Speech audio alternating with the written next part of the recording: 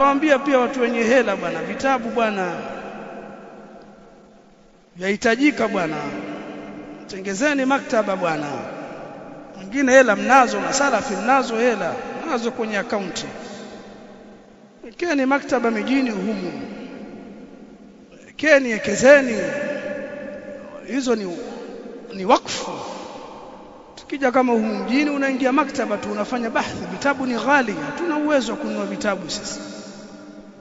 Lakini mkiwa na hela mnafanya kidogo kidogo, mwaka huu vitabu vya milioni 10 mnanunua, mnatengeza maktaba yenu mjini hapa. Mbona maduka majumba mnajenga ya ghorofa? Au wafiri hatuwajui kama mnajenga majumba ya ghorofa, mafungua maduka tuwajua. Tukisema hivi pia kuna mtu asema akanikusudia mimi. Sasa sisi tutakuja kuwataja kabisa, hela mnazo, msitudanganye.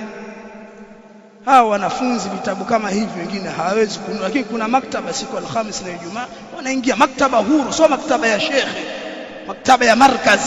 Ukenda afungua nao fulani kasafiri, maktaba huru, watu wanalipwa, kuna aminu wa maktaba pale, watu wanakwenda wanasoma. Miji tayari ina nashati kubwa ya wanafunzi. Kwa watu wenye hela towapa hiyo fursa hiyo ya pepo, ni wakfu hiyo. Msitununulie sisi, wana pia wana tutafaidi. Mabana, hebu pita pale maktaba ya Bukhari, chukua vitabu vya milioni 2 nitalipa. Waona tutafaidi. Tengeneza maktaba iwe ya watu wote mjini. Ndio miji ya watu wakienda kuna maktaba wanasoma.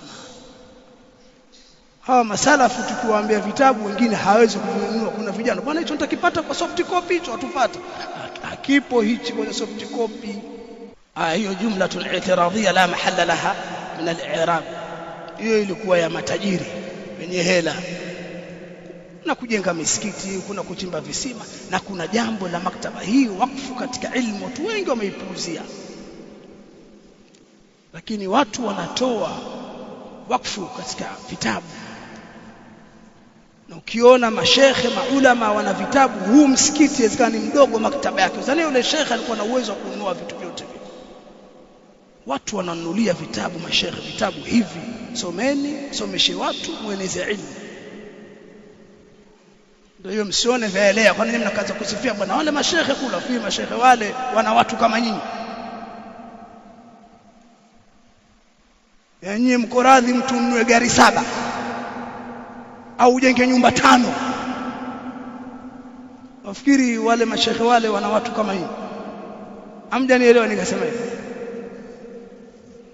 Utaona shekhe mdogo anatema tu, tema yule usione vyaelea vimeundwa, kaundwa yule kaundwa.